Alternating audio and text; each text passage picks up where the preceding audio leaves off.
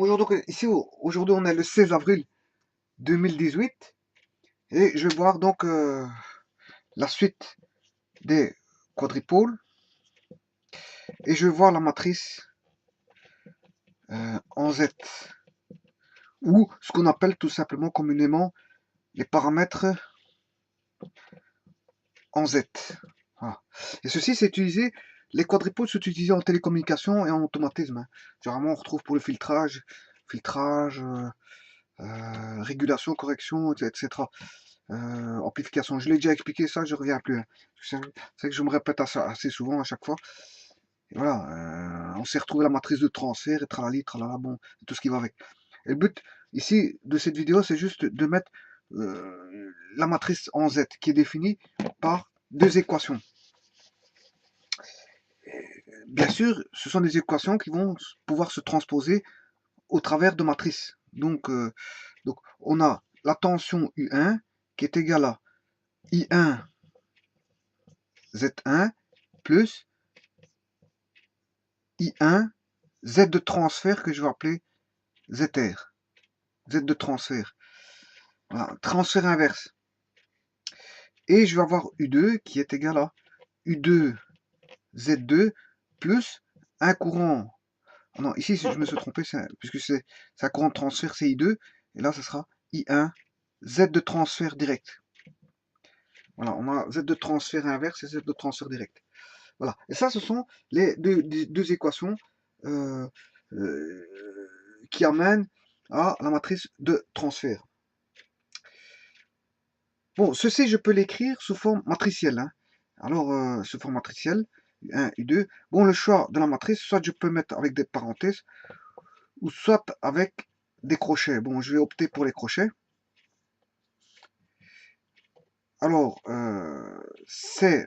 Attention que la multiplication matricielle est anticommutative, donc il faut c'est pas Z fois I, hein, mais c'est pas I, voilà, c'est U, la matrice U est égale à la matrice Z fois la matrice I, et pas I fois Z, ça ne va pas, I fois Z, ça n'ira pas, I fois Z n'ira pas, voilà, I fois Z n'ira pas, c'est Z fois I qui fonctionnera, et pas I fois Z, parce que la multiplication matricielle n'est pas commutative, elle est ce qu'on appelle anticommutative. Bon, donc ici, si je mets I1, et là, I2, donc ici j'aurai Z1, Z1, U1 est égal à Z1, bon, on va le faire tout de suite, hein. On va faire le produit matriciel et on va regarder, et on en discute après. On fait d'abord le produit matriciel, puis on en discute. Donc, si je mets I1, I2 ici, voilà, là je vais mettre les impédances, et là j'ai la matrice tension U. Voilà. Donc on aura U1, U2. Voilà. Et c'est bien ce qu'on a là, hein. On a bien Z fois I, hein. La matrice Z fois I. J'ai pas fait I fois Z, mais Z fois I.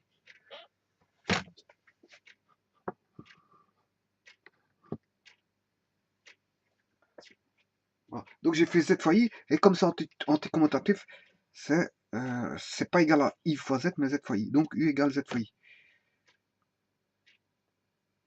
Donc j'écris ceci, la matrice Z fois la matrice I. Donc dans ce sens-ci, la matrice Z fois la matrice I, qui est égale bien sûr à la matrice U. Mais l'égalité sera égale à I1 Z1, doit être égale à I1 Z1 plus I2 ZR. Donc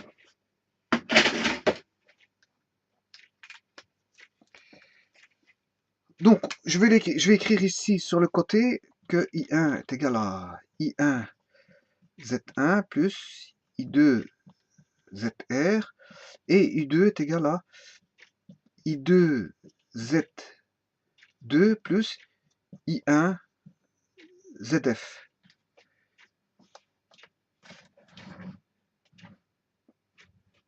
Bon, on doit essayer d'obtenir ceci dans la matrice. Bon,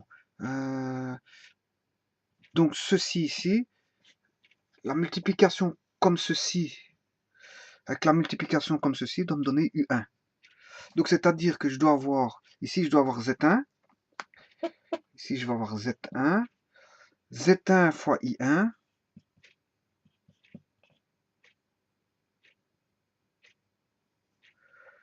Z1 I1, plus,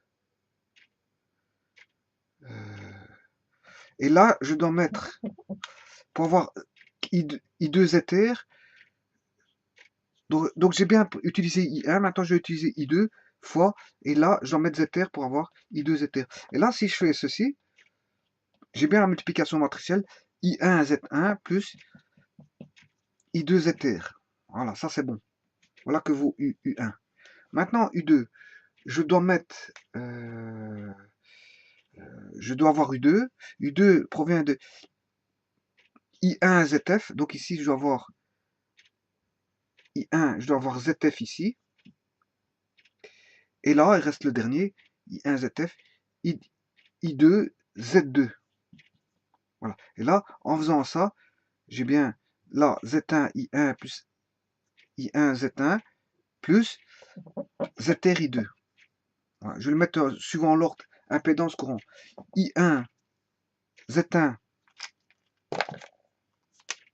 Z1 I1. Ouais, comme je l'ai mis en rouge, je mettrai bien en rouge. Ouais, je mettrai bien en rouge. I1 Z1 plus I2 ZR. Donc ZR I2. Celui-ci, ce sera U2, c'est Z2, ZF, pardon. ZF I1 plus Z2 I2. Voilà. Voilà comment s'écrit la matrice des impédances. Elle est là. Matrice des impédances, elle est là. C'est Z1, Z1. Vous devez mettre Z1, Z2 ici. Et ZR, ZF.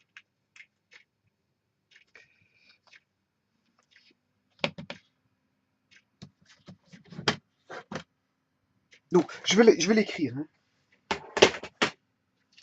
Donc, il faut écrire la matrice des impédances. Alors,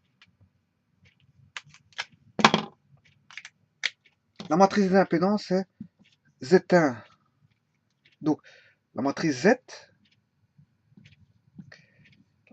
Z, s'écrira Z1, ZR, Z1, ZR, ZF, Z2. Z1, ZR, ZF, Z2. Voilà. Ou, en d'autres termes, c'est aussi hein, Z avec l'indice première ligne, première colonne, Z première ligne, deuxième colonne, Z, ici ZF, première ligne, deuxième ligne, pardon, première colonne, et Z2, c'est deuxième ligne, deuxième colonne. Autant dire que Z11, c'est égal à Z1, Z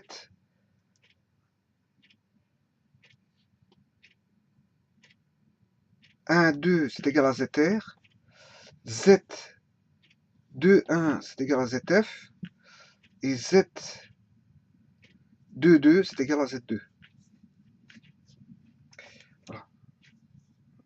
Donc les diagonales constituent, je veux dire, les impédances Z1, Z2, et la première diagonale, la seconde diagonale, ben, c'est ZR, ZF.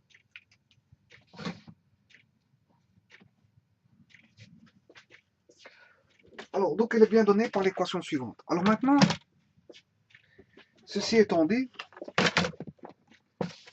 on va créer son circuit. Mais avant de créer le circuit, on va voir qu'est-ce que c'est que Z1. Bon, si je fais, d'après l'équation ici, ou celle-là ou celle-là, peu importe. Si je fais I2 égale 0, mais il va me rester, dans l'équation U1 égale Z1 I1 plus ZR I2. Si je fais I2 égale 0, ben je trouve U1 égale Z1 I1, donc Z1 est égal à U1 sur I1. Et ça, qu'est-ce que c'est? Ben ça, on l'a vu. En fait, c'est l'impédance d'entrée du quadripôle. Donc, si je peux résumer ici, enfin, j'ai plus tellement de place. Oui, je vais le marquer ici. Z1, c'est quoi? C'est égal à U1 sur I1 avec I2 égale 0. Et donc ça, c'est ce qu'on appelle aussi l'impédance d'entrée. L'impédance d'entrée, mais à vide. Hein. Puisque I2 égale 0, et là on a l'impédance d'entrée à vide qu'on avait appelé Z1 0. Voilà. Maintenant, je vais regarder ce que c'est que Z22, qui est le Z2. Z2, il est ici. Ouais. Si je fais I1 égale 0, de la même manière, je prends l'équation suivante. U2 égale ZF I1 plus Z2 I2. Voilà, je reprends cette équation aussi. U2 égale l'équation U2. Bon, si je fais I1 égale 0, ben j'obtiens, si j'annule celui-ci, il va rester U2 égale U2, il va rester Z2, il va rester U2 égale Z2 I2. Donc, Z2, c'est égal à quoi? U2 sur I2 avec I1 égale 0. Et ça, on sait bien que c'est quoi? C'est l'impédance, on l'a vu. Z2 est égal à U2 sur I2 avec I1 égale 0. Ben, c'est l'impédance d'entrée, enfin, l'impédance de sortie à vide. L'impédance de sortie à vide, c'est-à-dire que c'est Z20. Ça a été vu, on l'avait appelé Z20. Voilà, donc ça c'est égal aussi au Z20. Et là, le Z2 c'est égal à quoi? U2 sur I2 avec I1 égale 0. Et ça c'est l'impédance à vide. L'impédance à vide de sortie. Donc ça c'est l'impédance à vide d'entrée. Et ça c'est l'impédance à vide de sortie. Maintenant, voyons voir. Donc, maintenant, on sait ce que c'est. On sait ce que c'est que Z1, Z2. Z1, Z2, en fait, ce sont les impédances à vide d'entrée et l'impédance à vide de sortie. Voilà que vous Z1, Z2.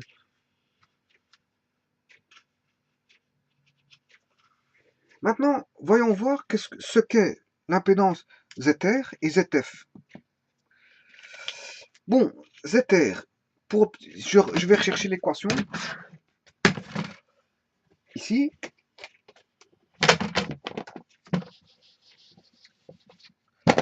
La première, c'est U1 égale quoi?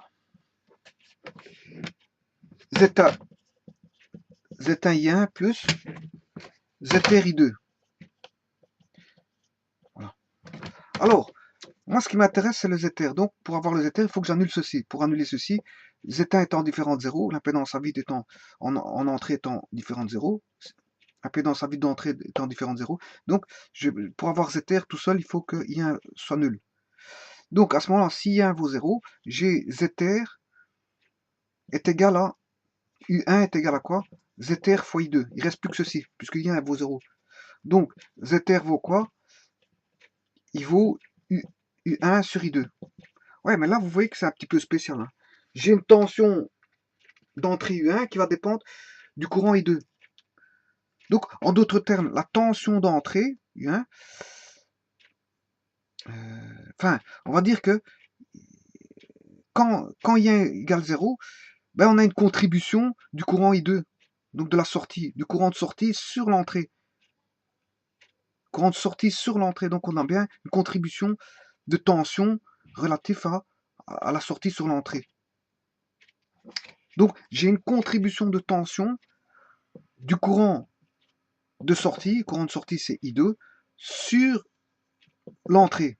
Donc I2 va intervenir au niveau de tension sur l'entrée par rapport au courant de sortie I2. Voilà. Donc c'est la contribution de tension du I2. Donc c'est ce qu'on appelle une impédance de transfert inverse. Parce que c'est la sortie sur l'entrée. C'est la contribution du courant de sortie sur l'entrée. Sortie sur entrée. Donc c'est l'inverse de la directe. La directe, c'est la contribution du courant d'entrée sur la sortie. Ça, c'est le direct. Contribution du courant d'entrée sur la sortie, c'est ZF qui est le direct. Et la contribution du courant de sortie sur l'entrée, ben, c'est ZR. Ça sera relatif à ZR fois I2. Bon, donc ici, qu'est-ce que je peux dire? Ben, que ZR, c'est égal à U1 sur I2 avec I1 égale 0. Voilà. On va écrire ça. Donc, là, ici, je vais l'écrire ici parce que j'ai plus tellement de place. Je vais l'écrire ici. Je vais résumer ça ici. Le Z1, c'est l'impédance à vide, donc c'est-à-dire d'entrée, c'est U1 sur I1 pour I2 égale 0. Le Z2, on sait bien que c'est l'impédance à vide de sortie, c'est-à-dire U2 sur I2 avec I1 égale 0. Et l'impédance ZR, ben, c'est, on vient de le voir, la contribution du courant I2, c'est l'inverse, donc c'est la contribution d'I2. Hein. Donc c'est contribution de I2. Si I2 contribue au circuit d'entrée, c'est que I1 vaut 0. Donc c'est U sur ZR, c'est U sur Z. Voilà, et U sur Z, bien sûr, c'est U sur I, pardon, avec la contribution du courant de sortie, puisque c'est l'inverse. La sortie sur l'entrée, c'est I2. Voilà. Et là, on a U1. Mais pour I1, bien sûr, valant 0. Bon. Alors, le direct, vous aurez compris que c'est la même chose. Le direct, je vais quand même le faire quand même, mais je vais quand même l'écrire. Le direct, ce sera ZF, ce sera U2 sur I1, avec la contribution du courant I1, avec I2 égale 0. Voilà. Bon, mais je vais quand même le faire par rapport aux équations. Alors, le ZF, si je prends le ZF, il faut que je prenne à partir de U2. U2, c'est ZF. U2 égale ZF fois I1 plus Z2 I2. Voilà. Moi, ce qui m'intéresse, c'est le ZF, donc je dois faire I2 égale 0. Et si je fais I2 égale 0, Z2 étant différent de 0, parce que c'est l'impédance de sortie qui est différente de 0, hein, l'impédance de sortie qui est égale à U2 sur I2 avec I1 égale 0. Ceci, donc, ceci c'est différent de 0. Donc, pour annuler ceci, il faut qu'I2 soit nul. Voilà. Et à ce moment-là, j'ai ceci, U2 égale ZF fois I1. Et donc, ZF est égal à quoi? U2 sur I1 avec I2 égale 0. Voilà. Donc, c'est bien ce que je vous disais. ZF égale U2 sur I1 avec I2 égale 0. En d'autres termes, si le courant I2 est nul, ici, eh bien, là, j'ai une contribution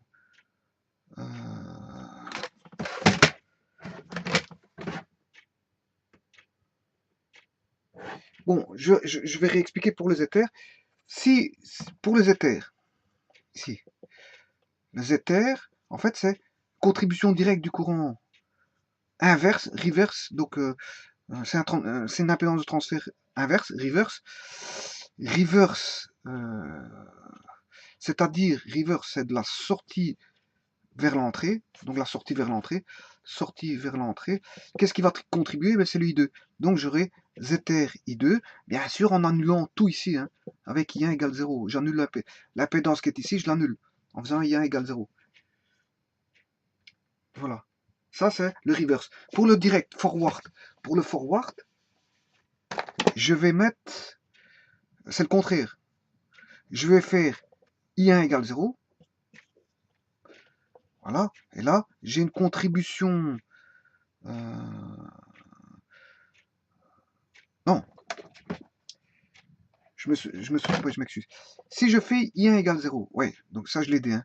Je recommence, parce que peut-être que je me suis un petit peu embrouillé. Le Z reverse, c'est-à-dire l'impédance de transfert inverse. Donc c'est-à-dire la contribution inverse, le direct c'est de l'entrée vers la sortie, l'inverse c'est de la sortie vers l'entrée. Donc qu'est-ce qui va contribuer de la sortie vers l'entrée? Si je fais I1 égale 0, mais on aura un courant I2 qui va circuler, voilà, dans les bornes de sortie. Et là, on fait I1 égale 0. Et là, j'ai une contribution donc de l'impédance de reverse par rapport au courant I2. Voilà. Et là, ça va créer une tension. La tension, on va avoir une tension U2.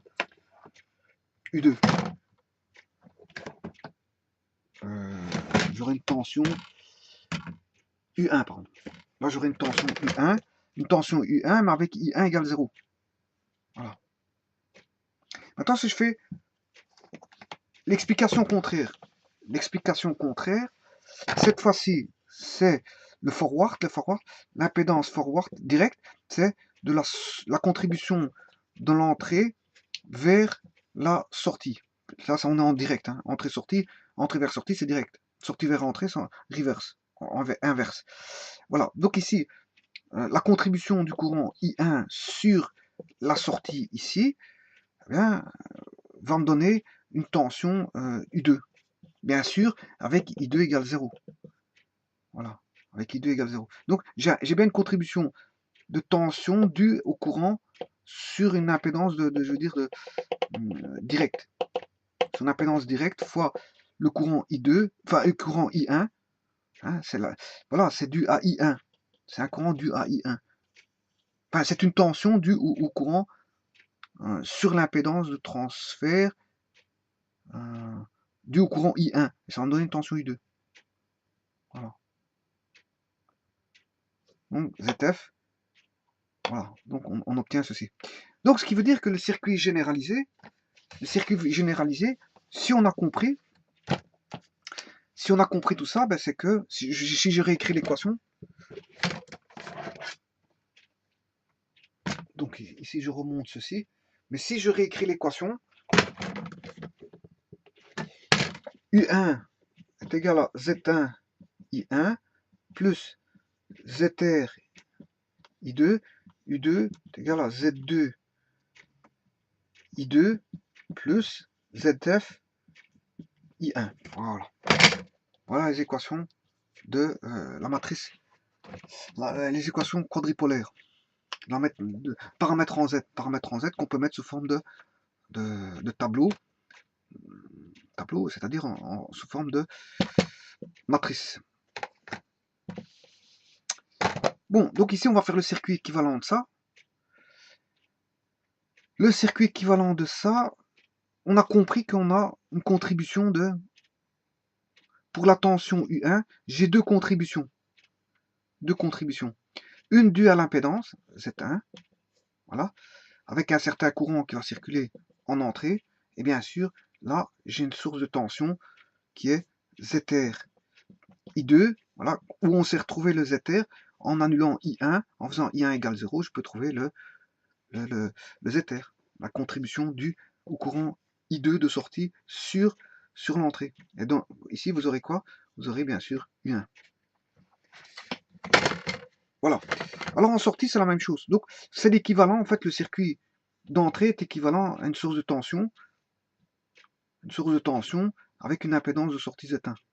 Et en sortie, ça va être la même chose. vous aurez l'équivalent d'un circuit avec une source de tension et une impédance de sortie, c'est la même chose. Là, j'aurai Z1 en entrée, bien sûr, ça c'est l'entrée, in, on appelle ça in, input, là, output, output. Bien sûr, ici, j'aurais pu appeler Z1, Z1 0, hein.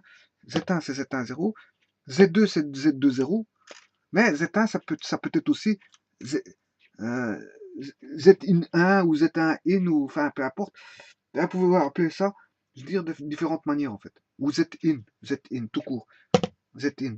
Et Z2 c'est Z out tout court, l'impédance de sortie. Z2 c'est l'impédance de sortie. Bon, il y a plusieurs types d'appellations. Hein. J'avais dit qu'ici, ouais, parce que ici, Z1 0, il y a encore d'autres noms. Hein. Z,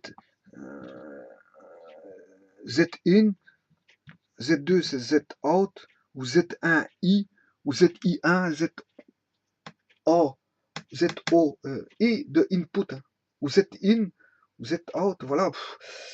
Bon, les appels, c'est pas ce qui manque dans les appellations. Hein. Bon, là, on peut encore démultiplier le nombre d'appellations, tout ça en fait. Ouais, mais pendant ce temps-là, j'ai pas encore tout écrit ceci. Et en sortie, qu'est-ce qu'on va voir? On aura une impédance de sortie Z2, hein, où il va y avoir un courant de circulation de sortie I2 avec une tension, bien sûr, U2, tension de sortie. Voilà. On voit bien le quadripôle. Hein. Donc, le quadripôle A, B, C, D, les quatre pôles A, B, C, D. Voilà. Bon, mais ici, c'est quoi? On a une tension qui est en relation avec le courant d'entrée.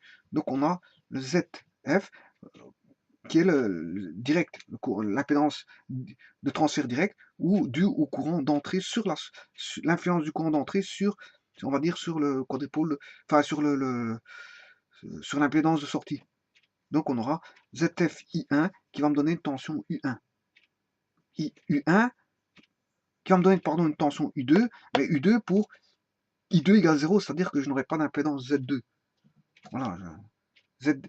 On aura U2 est égal à ZF I1 si, bien sûr, ouais, ça je l'ai oublié de marquer, si I1, ceci on l'obtient si, comment on obtient-on ZF? Mais si I1 égale, I2 égale 0, pardon. Ouais. Et ça, de toute façon, je l'ai marqué ici, je l'ai marqué là. Comment on obtient Z1? Ben, en faisant U1 sur I1 avec I2 égale 0. Il faut respecter ceci. Voilà comment on trouve Z1. Comment on trouve Z2?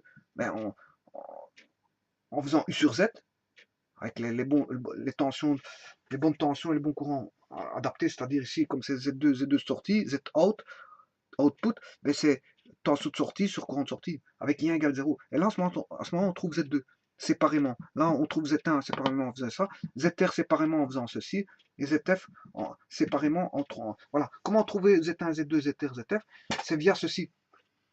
Là, une fois que vous avez fait ceci, vous pouvez le mettre dans la matrice et avoir l'équation circuit total, l'établissement du circuit total de sortie, enfin de la tension d'entrée par rapport à la tension de sortie. Voilà. Donc on a bien à faire un quadripôle avec la tension U1 qui vaut quoi? ZR fois I2 plus Z1 fois I1. Z1 fois I1 plus ZR fois I2. Voilà, circuit général, la tension là est donnée par la source de tension là avec le courant qui passerait dans l'impédance Z1. Donc on aurait ça plus la tension là plus la tension là. Hein. Là, ça serait plus une force électromotrice. Hein. Ouais, parce que j'ai mis un générateur. Donc j'ai une force électromotrice, là je mets un générateur, j'ai une force électromotrice qui est ici ZFI1. Donc c'est l'équivalent en entrée d'un générateur avec une impédance consommatrice de courant. Voilà. Donc ZRI2. Ah oui. Ici le quadripôle, il est plus... Enfin, attention qu'il y a une source de tension ici. Hein. C'est l'équivalent d'une source de tension ici, là aussi. Hein. Voilà. Donc ici, on a un élément passif et un élément actif ici. Hein. C'est comme si le quadripôle voyait un élément passif avec un élément actif. Voilà, c'est ce que je veux dire. Bon, donc la tension là, c'est ZRI2 plus Z1I1. Et là, la tension U2, c'est ZF C'est comme si on avait une force électromotrice ZFI2 associée, je veux dire, à une tension, je veux dire, Z2I2.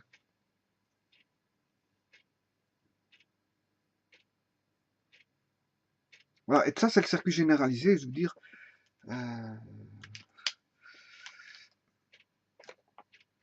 pour trouver le circuit généralisé représentant le paramètre en Z, et donc, au travers d'une définition de tension U1, U2, qui va aboutir sur un tableau matriciel d'impédance, qu'on appelle paramètre en Z. Via cette équation-là, en d'autres termes, via ces deux équations-là, on retrouve la matrice des impédances, Z. C'est ça que je veux dire. Bon, je vais faire une petite application, ou deux petites applications, assez simples, pour corroborer, je veux dire, ce que je viens d'expliquer. Si je mets une matrice Z, bon, si je mets une impédance Z, là j'ai le courant I1, là j'ai I2, là j'ai U1, là j'ai la sortie U2. Donc mon quadripôle est constitué juste d'une impédance Z. Z, juste une impédance. Bon, on va chercher la matrice des impédances Z1, Z2, Z. Le ZR, normalement, il se met ici, oui, il se met bien là. Et le ZF, il se met là. Voilà. Bon, on va faire ça. Le Z1. Comment trouver le Z1? On fait U1 sur I1 avec I2 égale 0. Donc, je fais I2 égale 0 et je fais U1 sur I1. Et U1 sur I1 avec I2 égale 0. On trouve quoi? On trouve U1. Si je fais U1 sur I1, ben, on a Z. Parce qu'on a ZI1 égale U1. Donc, U1 sur I1 vaudra Z. Donc, que vaudra Z1? Mais Z1, il vaut Z. Dans ce cas-ci, Z1 vaut Z. Bon. On va chercher Z2. Bon, Z2, faisons le même raisonnement. Z2, c'est pour... On sait bien que Z2, c'est U2 sur I2 avec I1 égale 0. Bon, donc on fait I1 égale 0 et je fais U2 sur I2. Et on voit bien que ici, Z fois I2 est égal à U2 dans ce circuit-ci. U2 est égal à Z fois I2. Donc je peux tirer Z qui vaut U2 sur I2. Voilà. Donc que vaut Z2? Z2 est égal à, ici dans ce cas-ci, dans le cadre de cet exercice-là, ça fait Z. Donc je mets Z2 égale Z. Voilà. Maintenant on va retrouver, on va rechercher ZR et ZF. ZR c'est quoi? Ben, c'est la contribution du courant, c'est le reverse, hein, donc de sortie sur l'entrée. Donc, contribution de la sortie sur l'entrée. Donc, on aura I2, U1 et avec I1 égale 0. Voyons voir si on a bien fait les choses. Donc, le ZR, c'est U1 sur I2, U1 sur I2 avec I1 égale 0. Donc, c'est juste. Donc, c'est bien ce que j'ai ici. ZR. Bon, alors, ceci, on va essayer de faire ça. Si je fais I1 égale 0, j'ai pas de courant de passage ici. Voilà. Donc j'aurai la tension U1, sera égale à U1 ici, avec le courant, il n'y a pas de courant qui vient par là, donc U1 vaudra Z fois I2. Donc U1 sur I2 est égal à Z. Donc ZR est égal à quoi? À Z. Donc ZR ici, il vaut exactement dans ce circuit-là Z. Et on a compris que si je fais l'inverse, ZF vaudra Z aussi. On a compris ça.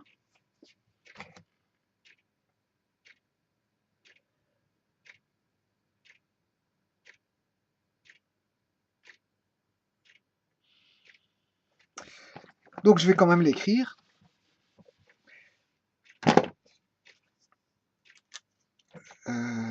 Donc on aura ZF qui est égal à la contribution, c'est le forward, c'est le direct. Donc, l'entrée sur la sortie, donc c'est sur I1, on aura U2 avec I2 égale 0. Si je fais ça, bon, je vais voir si le direct est bon. ZF U2 sur I1, U2 sur I1 avec I2 égale 0. Ouais, on a bien ça ici. Donc c'est bien juste. Alors bon, le U2, il est là. Tension U2, elle est là. Sur I1, bien sûr, là c'est I2 qui vaut 0, avec le I1 qui va passer ici. Si je fais U2 sur I1, bon, on voit bien qu'on a Z. Hein. U2 sur I1, ici, est égal à Z. Donc ZF, ici, ZF vaut tout simplement dans ce circuit-là, Z.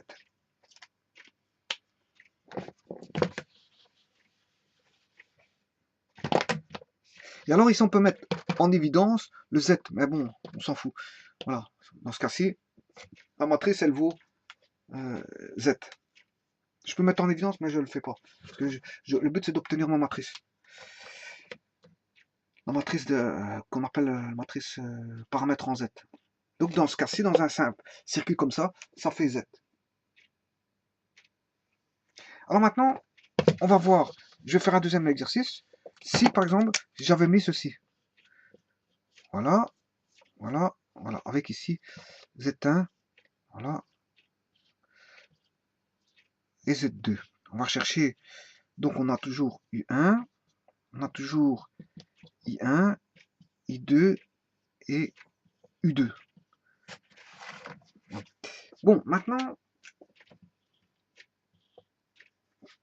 on va chercher donc la matrice, toujours la matrice,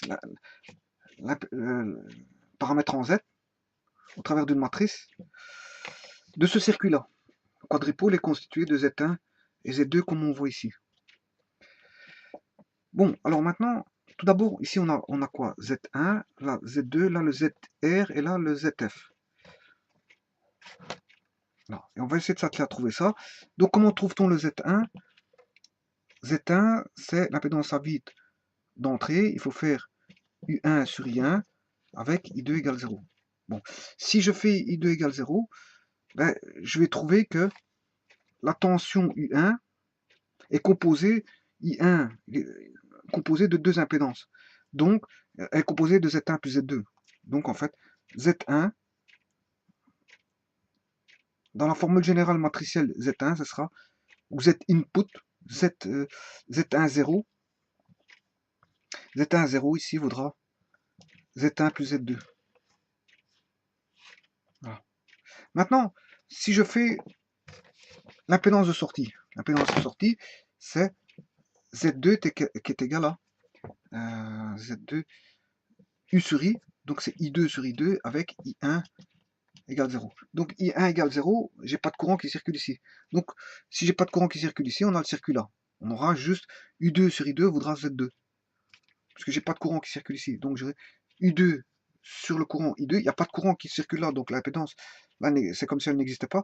Donc j'ai U2 sur I2 vaut Z2. Donc que vaut Z2 0, l'impédance en vide de sortie, elle vaudra Z2. Voilà. Maintenant, cherchons le ZR, Z direct. Pourquoi? Parce qu'il dépend du courant d'entrée, l'influence du courant d'entrée sur la sortie.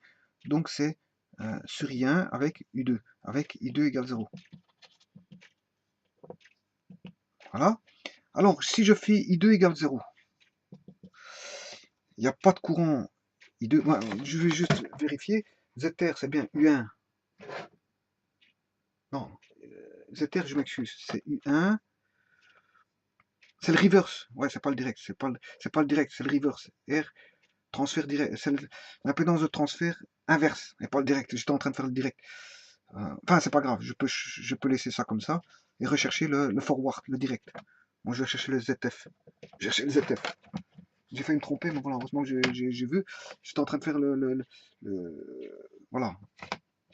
Bon, donc ici, ZF, c'est bien la contribution du courant euh,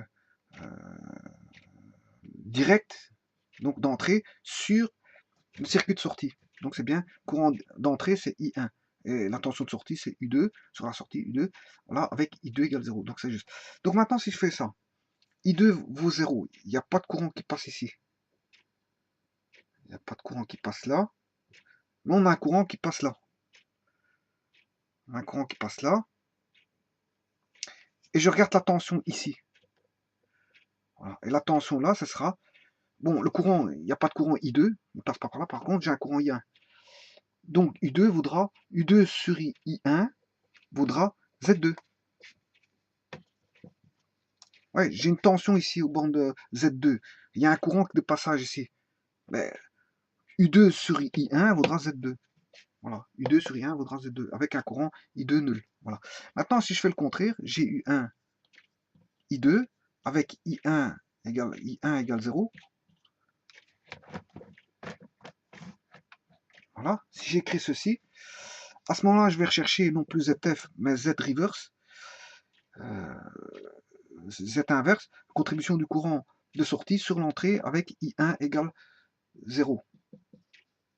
Voilà. Voilà. Donc, j'ai plus de courant d'entrée, mais je dois faire U1, la tension U1, elle est là. J'ai pas de courant d'entrée. U1 sur I2, ben ça fait Z2 aussi. Voilà. Et ça, c'est voilà, le paramètre en Z de cette matrice, en fait. De ce quadripôle constitué de deux impédances Z1 et Z2.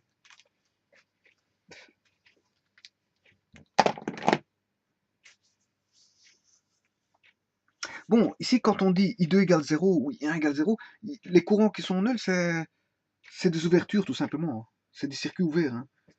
Quand je dis I2 égale 0, ben, c'est la sortie qui est ouverte. Si je dis I1 égale 0, ben, c'est l'entrée qui est ouverte. C'est ça que ça veut dire. Voilà. Quand je dis qu'il n'y a pas de courant ici, c'est que l'entrée est ouverte. Hein. Bon, voilà, on a une ouverture à l'entrée. Voilà, et ça, c'est ce qu'on appelle les paramètres en Z, et je l'ai montré avec deux exercices, pour voir en gros ce que ça donnait concernant, je veux dire, la matrice des impédances. Paramètres en Z, matrice des impédances. Voilà, je vous remercie beaucoup.